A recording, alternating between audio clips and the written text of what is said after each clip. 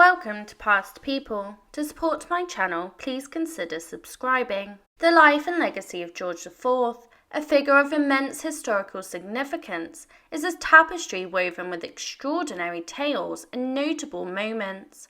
From his opulent lifestyle and extravagant spending to his tumultuous marriages and prominent role as a regent, George IV's journey through the pages of history is a captivating narrative.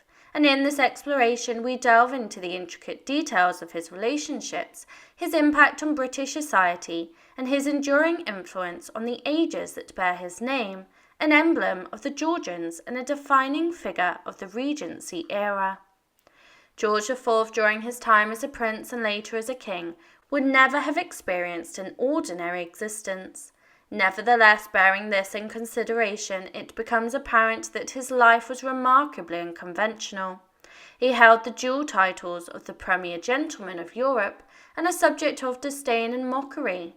His reputation encompassed both his polished manners and captivating demeanour, alongside his excessive drinking, lavish spending habits, and scandalous romantic escapades. Born on the 12th of August 1762 as the eldest prodigy of King George III and Queen Charlotte, he was bestowed the status of Prince of Wales within a few days of his birth. Queen Charlotte would eventually bring forth a total of 15 offspring, of which 13 reached maturity. Yet among his numerous siblings, George held a special fondness for his younger brother, Prince Frederick, who came into the world just a year later. His relationship with his father was marked by tension, with George III frequently voicing criticism towards his son. The complex dynamic persisted as they both matured. For instance, in 1784, when Charles Fox, a politician who shared a contentious rapport with the king, returned to Parliament, Prince George enthusiastically supported him, proudly donning the buff and blue colours associated with Fox. Naturally, there existed ample reasons for George III's reproach. Prince George navigated his romantic entanglements with a complete lack of discretion. His amorous liaisons were numerous over the years, yet his involvement with Maria Fitzherbert stands out as either legendary or stuff of parental nightmares, particularly for those of royal lineage.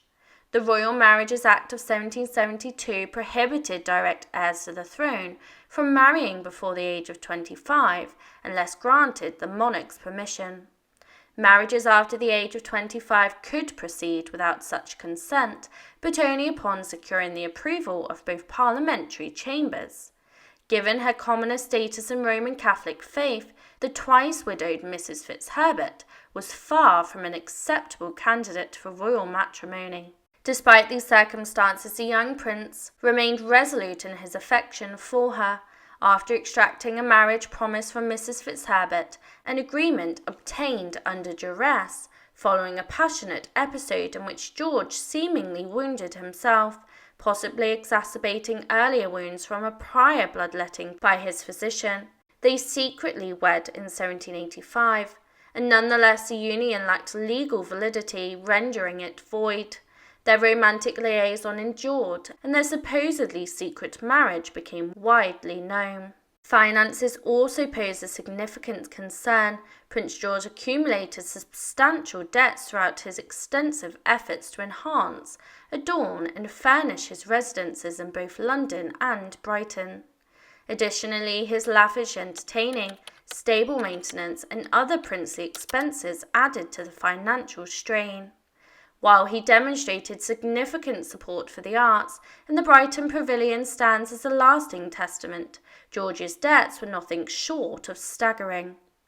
In 1795, he proceeded to enter into a legitimate marriage, and the arrangement involved his union with his cousin, Caroline of Brunswick, with the stipulation that his debts would be eradicated in return. However, their initial encounter presented an alarming scenario. Prince George immediately called for brandy, leaving Princess Caroline to question if his conduct was a perpetual state. She even voiced her disappointment in his appearance, and furthermore, George was intoxicated during their wedding ceremony. Predictably, the marriage descended into an utter catastrophe, prompting the couple to lead separate lives. Their relations failed to improve post-separation, and their offspring, Princess Charlotte, born in 1796, tragically did not inherit the throne. Her death during childbirth in 1817 triggered a profound national mourning. George's tenure as Prince Regent remains a defining aspect of his legacy. George III's first bout of apparent madness surfaced in 1788, and current belief suggests it may have been attributed to a hereditary ailment known as porphyria, yet he managed to recover without regency. However, after the passing of his youngest daughter, Princess Amelia, George III's health deteriorated once again in late 1810. Consequently, on the 5th of February 1811, Prince George was appointed regent. Initially, the regency imposed limitations on George's authority, set to expire after a year. However, the king's recovery failed to materialise, leading to the extension of the regency until George's accession to the throne in 1820. Notably, George IV's coronation the subsequent year remains etched in history due to an uninvited guest, his estranged wife, Queen Caroline. Upon becoming king, George IV vehemently refused to acknowledge her as queen, even excluding her name from the Book of Common Prayer. Nevertheless, Queen Caroline made an audacious appearance at Westminster Abbey, demanding entry, only to be rebuffed. Her demise followed less than a month later. By the late 1820s, George IV's health was rapidly deteriorating, compounded by his excessive alcohol consumption and long-standing battle with obesity. He ascended the throne at the age of 57 and passed away during the early hours of the 26th of June 1830. Tragically mirroring the discordant tone of his nuptials, the undertakers at his funeral were inebriated. Summing up a life as intricate and multifaceted as George IV's is inherently challenging. Nonetheless, his existence spanned a period of profound societal, political, and cultural transformations, during which he twice lent his name to eras, first as one of the Georgians and then as a representative of the Regency. King William IV. Among the contemporary British monarchs, a few receive as little attention as King William IV. However, upon delving into his biography, we discover a life characterised by daring, indulgence, and an anti-establishment attitude that seems incompatible with his royal position. Today we will examine William IV, the most eccentric individual to ever occupy the British throne. But before we proceed, make sure to subscribe to Past People. And after that, leave a comment suggesting other unorthodox rulers that you'd like to learn about. Now let's explore the story of a man who accidentally became king. William Henry, a member of the Hanoverian dynasty, was born on the 21st of August 1765. Although he eventually ascended to the throne as King William IV, his chances seemed slim in the beginning. At that time, his father, King George III, was in his 20s and had only begun what would become a reign lasting nearly 60 years. Moreover, George III had two older sons, George and Frederick, who stood ahead of William in the line of succession. From William's perspective, there was no real pressure on him to conform while growing up. He enjoyed the freedom to lead a life wholly unsuited for a future king, and he embraced it. At the age of 13, William enlisted into the Royal Navy, and while one might assume that a privileged prince might undertake a cushy assignment close to home, William ventured into war for his nation at an age when most individuals were in 8th grade. He served in North America and the Caribbean, even participating in the Battle of Cape St. Vincent in 1780. Additionally, he forged a close relationship with the renowned Admiral Horatio Nelson, who achieved crucial victories in the Revolutionary and Napoleonic Wars. When William eventually ascended to the throne several decades later, his 12 years of service earned him the moniker of the Sailor King. By the time William reached his teenage years and joined the Royal Navy, the United States had declared its independence and the Revolutionary War was in progress. William served in New York, making him the sole member of the British royal family to set foot on American soil during the Revolution. It's an impressive distinction for a young man who had only just started shaving, and of course there were drawbacks. William understood that his princely status made him an exceptionally valuable target for the rebel forces. Yet despite the obvious danger, he took pleasure in strolling around the city unaccompanied.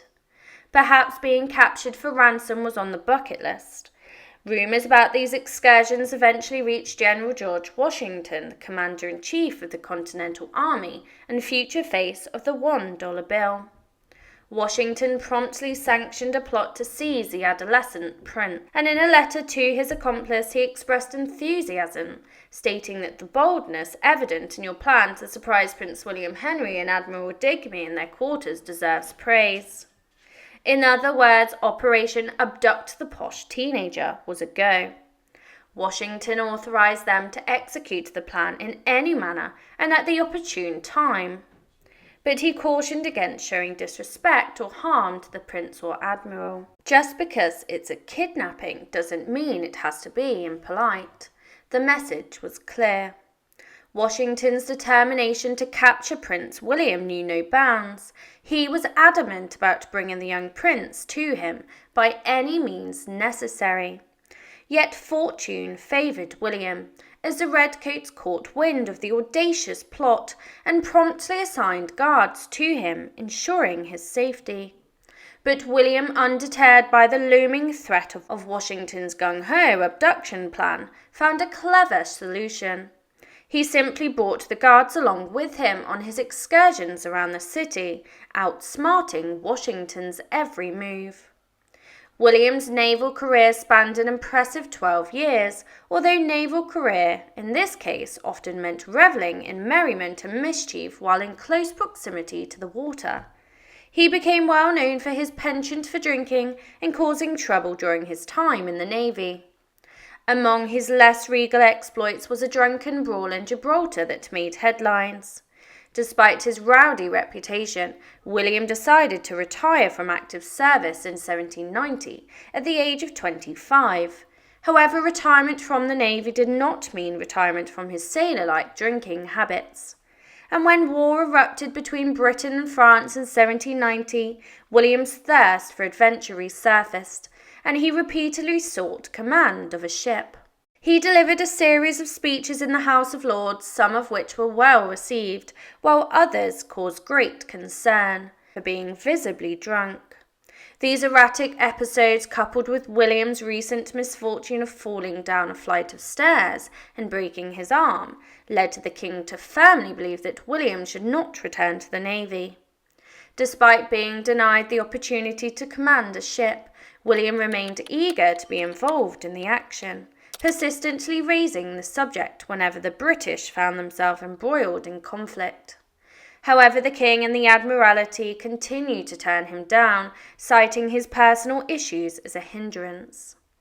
Undeterred, William sought alternative ways to be close to the action. In 1813, he witnessed the bombardment of the Antwerp and atop a church steeple, risking his life as shells rained down upon him. It is even rumoured that he received a contusion from the explosion of a shell, though some speculate that he may have even caused the explosion himself. According to a modern account, during the final attack, a bullet pierced through his coat, narrowly missing him. Excluded from the Navy, William decided to venture into politics, a popular career choice for those born into a royal family. While most individuals experience a high-profile dismissal only to find themselves working mundane jobs, William took a different path. He served in the House of Lords, where he expressed opinions that, in hindsight, did not age very well.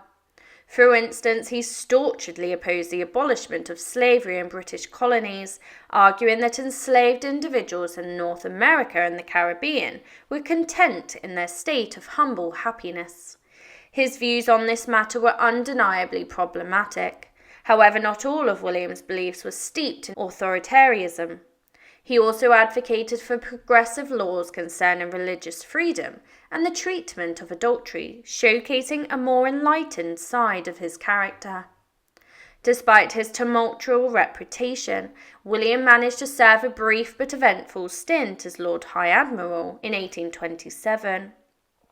However, his disdain for authority clashed with the Admiralty officers he was required to work with. The conflicts reached a tipping point when William decided to make a dramatic statement.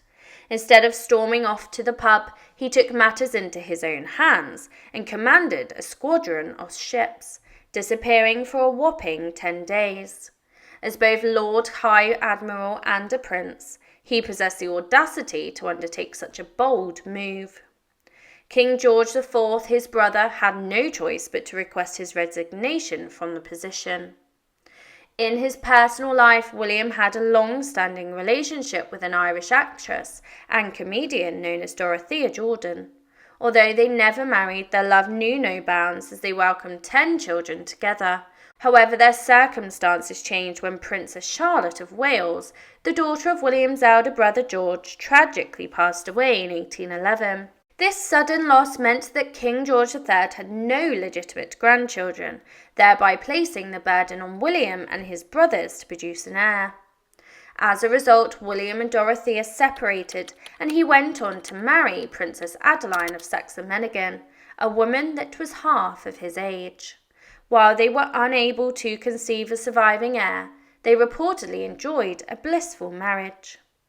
In 1820, King George III, who had reigned for nearly 60 years, passed away, and at this point his 2 eldest sons, George and Frederick, were approaching their 60s and weren't in the best of health. Additionally, they had no heirs to continue the line of succession, and when Frederick died in 1827, William unexpectedly found himself as the heir presumptive. The realization that he had a legitimate chance at becoming king prompted him to reduce his drinking and take up his beloved long walks again. With George Washington long gone, William no longer feared for his previous abduction attempts, and upon the passing of King George IV in 1830, William ascended the throne before becoming the monarch of the United Kingdom. At the age of 64, King William IV became the oldest king to be crowned in British history, a record that he held for quite some time, until recently broken by the coronation of King Charles III at the age of 73 on the 6th of May 2023. Now, when people envision the British royal family, the iconic Buckingham Palace comes to mind. However, it may surprise many to know that there was a time when a king wished to give it away. That king was none other than William himself, who attempted to disown the property on more than one occasion. William's informal nature as a monarch, coupled with his seafaring background, likely influenced this unconventional approach. King William IV, the unconventional ruler of the British throne, had a unique approach to royal living. Unlike his predecessors, he refused to reside in Buckingham Palace, finding the grandeur and formality of the place discomforting. His aversion led him to offer the palace to the British Army as high-class barracks, but that plan didn't materialise. Undeterred, he then attempted to transform Buckingham Palace into the new Parliament after the previous Houses of Parliament were destroyed in a fire in 1834. However, Parliament politely declined his proposal, leaving his vision unrealised. Despite his relatively short reign of only 7 years, William IV had a crucial objective in mind: to outlive his niece, Princess Victoria, until she had reached the age of 18. Victoria, the daughter of William's deceased younger brother Edward, held the key to the succession. While William held affection for Victoria, he held a strong dislike for her mother, the Duchess of Kent. Driven by spite towards the Duchess, William was determined to ensure that Victoria would never be under her mother's regency. His tenacity paid off as he managed to survive long enough to witness Victoria assume the throne just 1 month after her 18th birthday, marking the beginning of the renowned Victorian era, the era adored by steampunk enthusiasts. So what are your thoughts on William IV? Was he a charming scoundrel or a daring and impulsive individual? The abusive Prince Ernest Augustus, the Duke of Cumberland and King of Hanover, led a life filled with intriguing exploits and captivating stories. Born on the 5th of June 1771 at Buckingham House, he was a spirited fifth son of George III and Queen Charlotte, and a younger sibling to the flamboyant George IV. During his formative years, Prince Ernest, along with his brothers Augustus and Adolphus, spent his youth at Kew, where they indulged in an adventurous camaraderie. Their youthful bond was further sealed when they were bestowed the prestigious honour of becoming Knights of the Garter on the 2nd of June 1786. Their thirst for knowledge and exploration led them to the University of Göttingen, where they embarked on an exciting academic journey. However, destiny had a different path laid out for Ernest, one of valour and bravery. He was destined to serve in the military, and in 1790 he donned the uniform of the 9th Hanoverian Hussars as a lieutenant. The battlefield became his canvas, and Ernest's courage shone brightly during the battles against the French in Flanders and the Netherlands. There was even a legendary account of him single-handedly rescuing a French officer and taking him as prisoner of war. Yet such valour came at a price, as he suffered severe injuries at the Battle of Tournai in 1794, leaving his face permanently scarred and one eye deprived of sight. Though praised for his bravery, Ernest was known to be a stern and harsh leader to his troops. Despite attaining the esteemed rank of Field Marshal in 1813, he never engaged in active service abroad again. In 1799, a new chapter unfolded in Ernest's life, as he was granted the titles of Duke of Cumberland and Teviotdale, along with the honorific title of Earl of Armagh. Parliament further recognised his contributions by awarding him a substantial grant of £12,000 every year. Politics ran deep in Ernest's veins, and he was an ardent radical Tory with staunch Protestant beliefs. His opposition to political reform was unwavering, and he vehemently resisted Catholic emancipation. When the Duke of Wellington, known for his political acumen, considered supporting the Act, Ernest skillfully wielded his influence over George IV to dissuade him. The aftermath saw Wellington's government resign, but Ernest's victory was short-lived, as he lacked the necessary support to form a government of like-minded radical Tories. The act he opposed was eventually passed in 1829.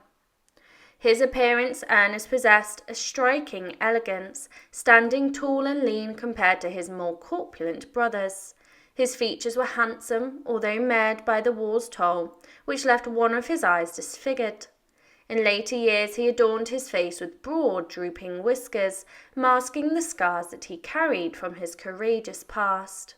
Character-wise, he was a radical force, unafraid to speak his mind and wield influence over others, especially over his brother George IV. Known to harbour a hint of malice, Ernest had a knack for finding weaknesses and stepping on the metaphorical corns of those around him. His brother William IV once mused, "Ernest is not a bad fellow, but if anyone has a corn, he will sure to tread on it." Such was the enigmatic and captivating persona of Prince Ernest Augustus, Duke of Cumberland and King of Hanover, whose life was etched with bravery, politics, intrigue, and scandal. An unconventional union. The romantic tale of Ernest, the Duke of Cumberland, took a dramatic turn on the 29th of May 1815, when he exchanged vows with Princess Frederica. Their love had blossomed over the years, but their union was far from ordinary. Princess Frederica, a niece of Queen Charlotte, had already been married twice, first to Prince Louis of Prussia and then to Prince Frederick of Solms-Brothel, both of whom had tragically passed away. This made her previous marriages a topic of intrigue and gossip within royal circles. To add fuel to the fire, Princess Frederica had been informally engaged to the Duke of Cambridge in 1797. However, fate took a different course, as she found herself pregnant with the child of Prince of Solms-Brothel and married him instead. This complex and unconventional history of Ernest's new wife did not sit well with the Queen, and she refused to acknowledge the new Duchess, displaying her disapproval in a rather blatant manner. The marriage faced public disapproval as well, and the British Parliament, likely influenced by the Queen's sentiments, declined to increase Ernest's allowance. Consequently, the couple had no choice but to reside abroad, primarily in Berlin, where they welcomed their son George on the 27th of May 1819, ascending to the throne of Hanover. Ernest's life took a momentous turn when William IV passed away on the 20th of June 1837, leaving his niece Victoria to ascend to the English throne. However, Hanover's laws dictated that only a male heir could inherit the throne, making Ernest the rightful king of Hanover. He returned to his capital on the 28th of June, assuming the role and quickly settling the sights on reshaping the political landscape. Embracing an autocratic rule, Ernest wielded his power with authority, yet he remained open to rational complaints and grievances, avoiding any potential revolutionary uprisings. Throughout a tumultuous period in Europe, he proved himself a wise and respected ruler, earning the loyalty of his subjects in Hanover. A life marred by scandal. Behind the regal facade, Ernest's life was rife with scandal, shrouded in mysteries and controversy. A dark cloud loomed over him in 1810 when his valet was found dead. Rumours swirled that Ernest may have been involved in the unfortunate incident, but a jury returned a verdict of suicide, leaving the truth buried in shadows. In 1813, he became embroiled in a political storm over a parliamentary election in Weymouth, where he was accused of using his influence to favour the Tories, a move considered inappropriate for a member of the House of Lords. As the years passed, another conflict emerged, this time involving Queen Victoria herself. Ernest claimed certain jewels were rightfully his, as stipulated in Queen Charlotte's will. However, his determined niece refused to hand them over, resulting in a bitter and public dispute that caused considerable embarrassment to the government. In 1843, when Ernest visited England for 3 months, Queen Victoria made her disapproval evident by inviting him to dinner only once, further fueling the familial feud. Amidst the splendour and grandeur of royalty, Prince Ernest Augustus, Duke of Cumberland, led a life coloured by the unexpected twists of love, politics and controversy. His story resonates as a captivating saga of passion, power and secrets that continue to intrigue and mystify to this day. Prince Ernest's life seemed almost entwined with scandal, as he found himself embroiled in one controversy after another, leaving a trail of whispers and rumours in his wake. In 1829, a storm erupted when Lady Lyndhurst made shocking accusations against him. She claimed that Ernest had attempted to assault her, and when she resisted his advances, he brazenly threatened to ruin her and her husband. The scandalous tales spread like wildfire, tarnishing his reputation and casting a shadow over his character. The following year, another scandal unfolded, this time involving Lady Graves. Gossips and whispers of a romantic entanglement between Ernest and Lady Graves reached her estranged husband's ears. In a heart-wrenching twist, Lord Graves wrote a note expressing disbelief in the rumours, but tragically took his own life, leaving behind a cloud of tragedy and suspicion. However, the most damning scandal of all was linked to his sister, Princess Sophia. Their unusually close bond sparked wild speculation, with some insinuating that Ernest's affection for her crossed the boundaries of propriety. These rumours reached an alarming crescendo, leading to whispers that he might have fathered an illegitimate son that Princess Sophia was rumoured to have given birth to in 1800. Though there was little evidence to support these claims, certain passages in her letters hinted at the possibility of inappropriate advances from him. In spite of the controversies that swirled around him, Ernest managed to outlive all of his brothers, living a life shrouded in mystery. His final breath left him on the 18th of November 1851 in Hanover. His only son, George, who tragically lost his sight due to a childhood accident, succeeded him as ruler of Hanover. Ernest's final resting place was in the mausoleum in Hanover, where he was laid to rest on the 26th of November. Surprisingly, despite being despised in England for his tumultuous personal life, he found favour and popularity among the people of Hanover. So much so that an impressive equestrian statue was erected in his memory, funded entirely by voluntary donations from the adoring Hanoverian public. The life of Prince Ernest Augustus, Duke of Cumberland, was a tapestry woven with scandals, intrigue, and emotional turmoil. His legacy remains a controversial one, leaving historians and enthusiasts alike captivated by the complexity of his character and the web of secrets that surrounded him.